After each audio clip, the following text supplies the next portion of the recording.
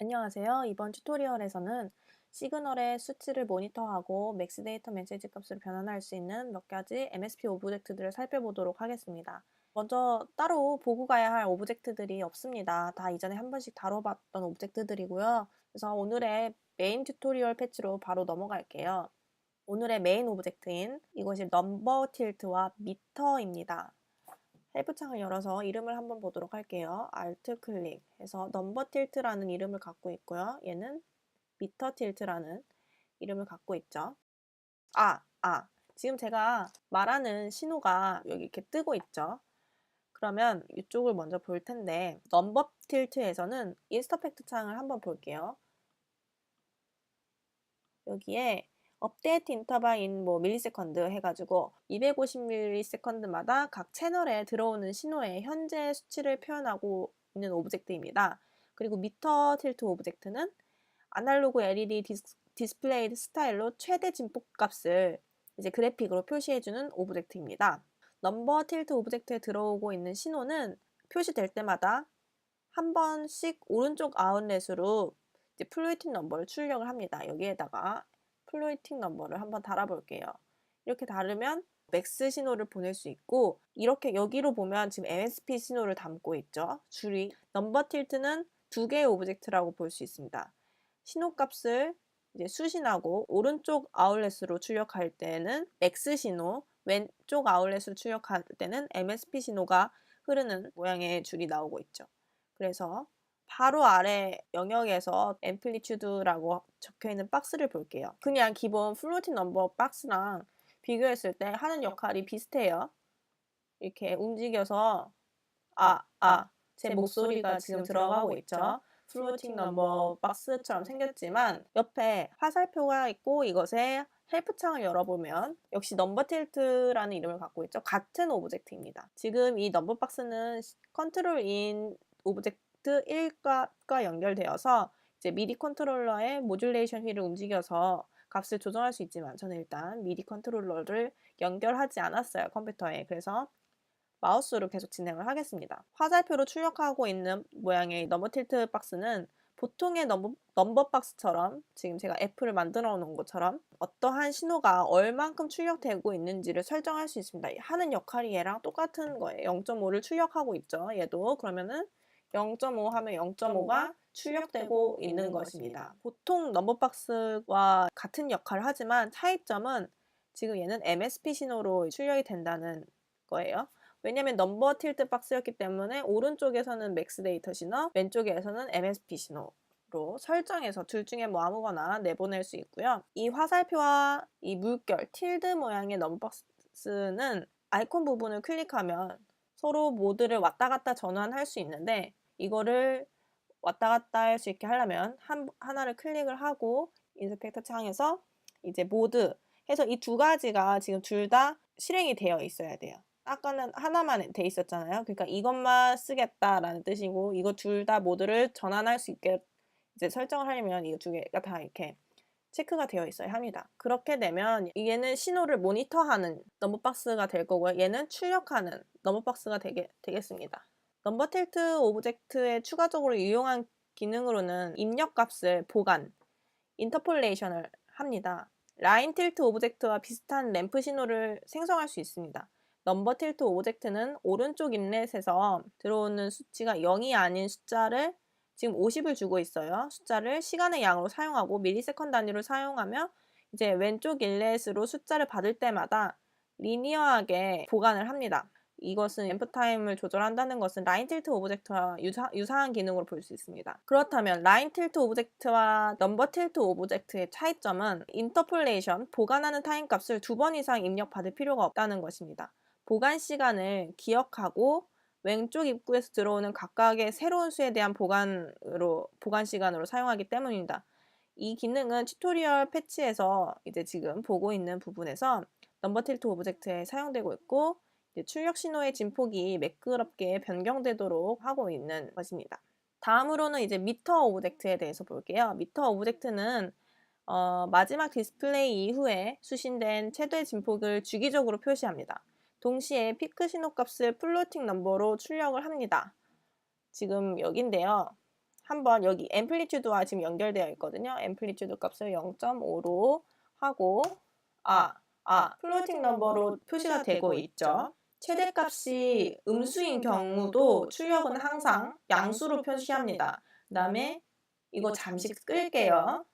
끄고 미터 오브젝트는 최대 진폭을 관찰하는 데 이용하고요. 이제 앞서 넘버 틸트 오브젝트는 순간순간의 모든 신호를 표시하는 것이고 미터는 최대 진폭을 표시한다는 것에서 두 오브젝트의 차이점이 있습니다. 클리핑 표시가 나도록 크게 한번 박수를 쳐볼게요.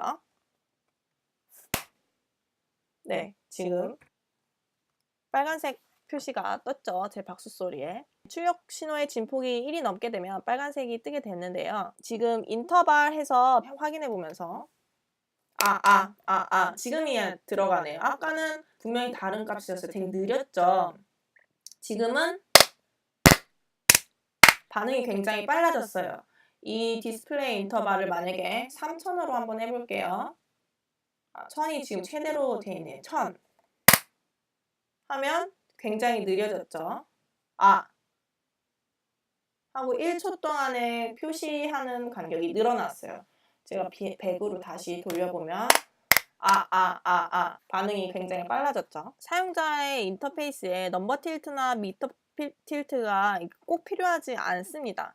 굳이 패치에 이거를 사용할 필요는 없는데 신호가 제대로 흐르고 있는지 확인 용도로 달아주는 경우가 있어요. 근데 뭐 이거를 꼭 안 만들어줘도 돼요. 여기 보면 상단 메뉴바에서 디버그에서 프루빙이라는 기능을 켜볼게요. 그러면 모니터 박스가 이렇게 뜨면서 신호에 갖다 대면 물론 MSP 신호여야 돼요. 맥스 데이터가 흐르는 곳에 갖다 대면 안 나요. 넘버 틸트 박스에서 보이는 그런 신호와 지금 미터에서 보이는 최대 진폭 값이 같이 그래픽으로 뜨고 있어요. 유용한 기능이 있고요. 일단 디버그 들어가서 다시 끌게요. 다음은 튜토리얼 패치의 이제 오른쪽 상단에서 스냅샷 오브젝트를 보겠습니다. 스냅샷 오브젝트는요. 넘버 틸트 오브젝트의 오른쪽 아웃렛과 마찬가지로 입력되는 신호값을 순간순간 내보냅니다. 스냅샷 오브젝트를 이용하면 신호값의 출력을 켜거나 끌 수 있으면서 그 순간의 값을 볼 수 있다고 했는데 이것은 헬프장에서 한번 보도록 할게요. 순간순간의 값을 볼 때는 이렇게 뱅을 치면 주파수 10을 갖고 있는 사이클 오브젝트에 대한 신호값을 순간순간에 지금 나타나고 있는 거고 키거나 끄면 지금은 멈추고 다시 키면 움직이고 있죠.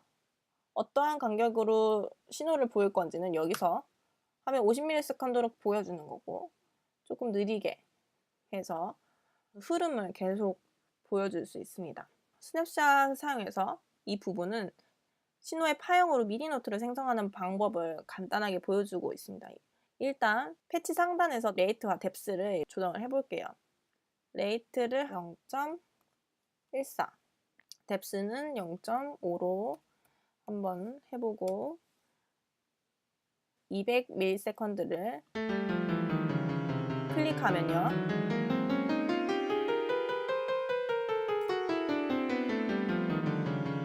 0 하면 스탑이 되겠죠? 너무 양이 큰 것 같아요. 벨로시티가 30으로 줄여서 제 말과 동시에 들리게끔 미디 노트 값이 재생이 되는 걸 들을 수 있어요. 이제 이 원리는 뭐냐면 200ms마다 스냅샷의 출력 값이 떠요. 그러면 스냅샷 오브젝트는 1초에 5번 신호를 보여주는 거죠. 그리고 사이클 오브젝트는 주기는 약 7초입니다. 때문에 멜로디는 한 주기에 35개의 노트를 진행하게 됩니다.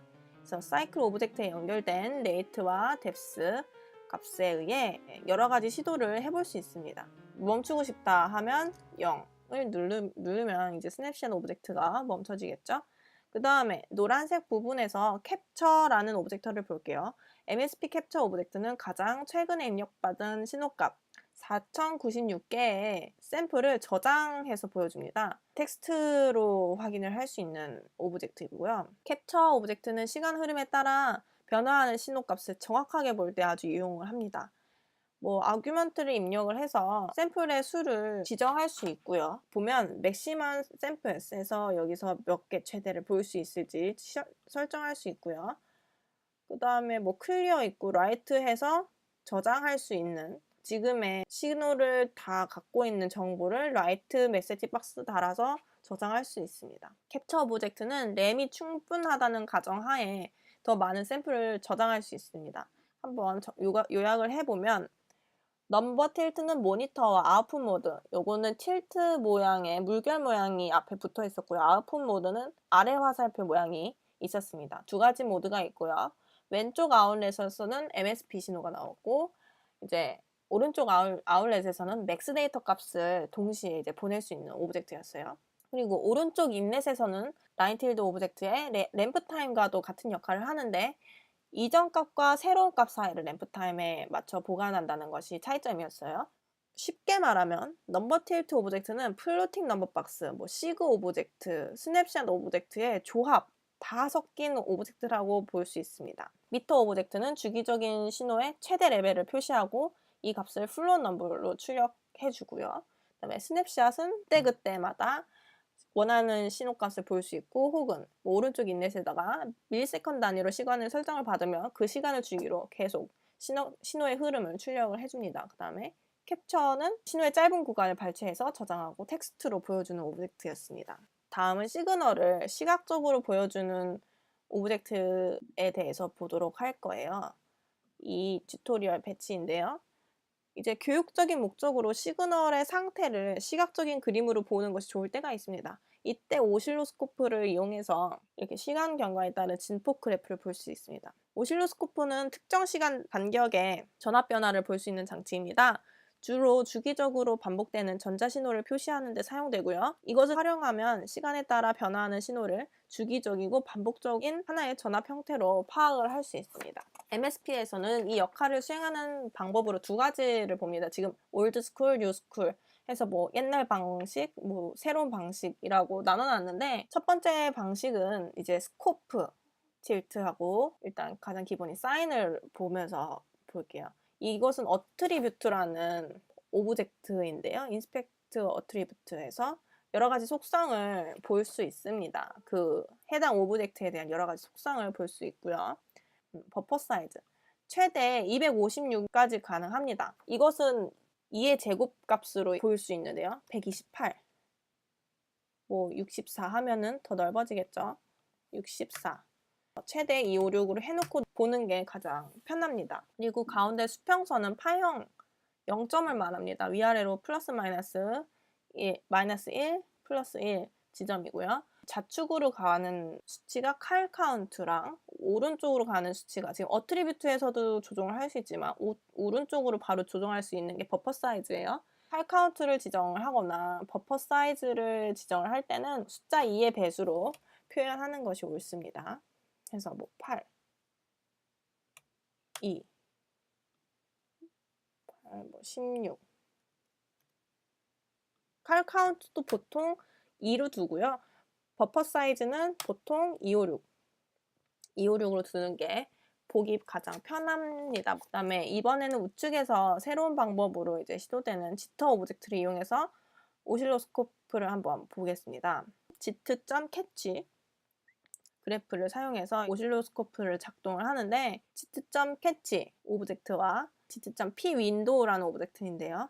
이거를 연결해서 토글을 키면 이렇게 뜹니다. 총 5가지 모드가 있네요. 라인 모드가 기존의 스코프 모드랑 가장 비슷하면서 편합니다. 이렇게 지터를 이용해서 오실로스코프를 구현할 수도 있습니다. 사용자가 선택해야 할 것들이 되게 많아요. 그래서 간단하게는 시그널을 모니터할 때는 대부분 스코프 오브젝트가 좋습니다. 이 부분에서 패처 XY라는 서브 패치를 열어보겠습니다. 이것은 좌측과 우측으로 들어오는 위상이 일치하면 이렇게 대각선 모양으로 들어온다고 합니다. 한번 볼게요. 지금 라이트 인넷을 열었어요. 라이트 인넷이 1번 인넷이겠죠. 여기 2번, 이쪽으로 들어오고 있는 게 지금 둘 다 ADC 1번 채널로 같은 채널이고 같은 위상을 갖겠죠. 그러면은 이런 대각선 모양의 흔들림 없는 선 모양이 뜹니다. 근데 만약에 좀 더 확실한 차이를 보기 위해서 ADC 말고 제가 여기다가 사이클 Z 440 아까 그 대각선처럼 일치하지 않죠? 좌측과 우측의 위상 차이를 이렇게 보여주는 방법도 있고요. 다음은 이제 밑에 있는 스펙트로스코프 오브젝트를 보겠습니다. DSP에서 확인할 수 있는 영역 중에 타임 도메인과 프리퀀시 도메인이 있는데 그거를 먼저 간단하게 개념을 보도록 하겠습니다. 타임 도메인, 지금 스코프, 그냥 스코프에서 본 타임 도메인 영역이죠. 그리고 지금 이제 주파수 영역을 볼 거예요. 프리퀀시 도메인이라고 스펙트로스코프를 사용을 하는데요. 그것이 바로 이런 식으로 생긴 그래프입니다. 타임 도메인은 이제 신호값이 시간에 따라 어떻게 변하는지 보여주는 그래프이고요. 프리퀀시 도메인은 한순간의 오디오 신호에서 프리퀀시를 보여줍니다. 이는 사인파의 합성으로 볼 수 있습니다. 바닥에서 올라오는 모양의 그래프를 파형의 진폭을 나타냅니다. 그래서 이 보는 시각이 달라요. 어떠한 파형이 쭉 존재하고 있으면 타임 도메인은 이쪽 면을 시간에 따른 면을 본 거고요. 프리퀀시 면은 여기서 이렇게 본 것으로 이것의 크기, 진폭량을 이렇게 본 것입니다. 이 메뉴에서 한번 삼각파를 표시를 해보고 스펙트로스코프를 볼게요. 그리고 주파수를 삼각파 440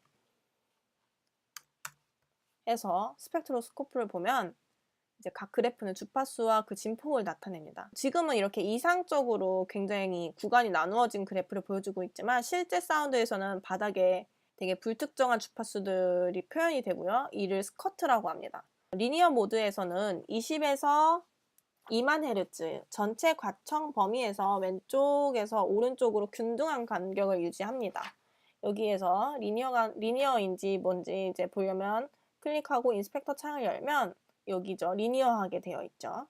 혹은 여기 또 이제 어트리뷰트가 있어요. 어트리뷰트에서 디스플레이 프리퀀시 여기를 보면 엑시스 스케일을 선택하고 리니어 스케일, 가청 범위 주파수 안이 균등하게 나눠져서 볼 수 있는데요. 로가리드믹 스케일을 선택하게 되면 로가리드믹 모드는 음악의 음주 균형을 조금 더 직관적으로 볼 수 있는 구조입니다. 그래서 두 가지 모두 유용하게 사용할 수 있습니다. 리니어 모드는 안정된 파형의 배음 구조를 이제 볼 수 있고요. 로가리드믹 모드는 이제 조금 더 직관적으로 음조 균형을 볼 수 있는 구조입니다. 또 스펙트로스코프 오브젝트는 소노그램 모드를 이제 선택해서 하나의 디스플레이에서 타임 도메인과 프리퀀시 도메인을 정보를 모두 얻을 수 있습니다. 여기 디스플레이 모드에서 스펙트로그램 말고 소노그램 보면 지금 타임 도메인과 프리퀀시 도메인 정보를 모두 얻고 있는 거예요. 이제 색상으로 표현되는 이미지가 쭉 가는데요. 디스플레이를 가로지는 것이 시간을 표현을 하고요. 이 선의 위치는 주파수를 표현합니다. 더 어두운 색상으로 표현되는 것이 이제 진폭의 크기를 뜻합니다. 그래서 키노트로 돌아와서 오늘의 요약을 해보면 시그널을 시각적인 디스플레이로 확인하는 오브젝트들을 알아봤습니다. 스코프 오브젝트, 시간의 경과에 따른 타임 도메인에 따른 진폭 그래프를 보여주고 있고요. 지터 오브젝트들을 이용해서 표현될 수 있습니다. 그런데 그냥 스코프를 사용하는 것이 더 효율적입니다. 그다음에 스펙트로스코프는 프리퀀시 도메인 상의 표현인 스펙트로그램과 시간과 주파수 영역상의 상태를 모두 확인할 수 있는 소노그램 모드도 있습니다. 이번 강의는 신호를 어떻게 확인하는지서부터 이제 눈으로 확인하는 것까지 알아보았습니다. 오늘의 튜토리얼은 여기까지입니다. 감사합니다.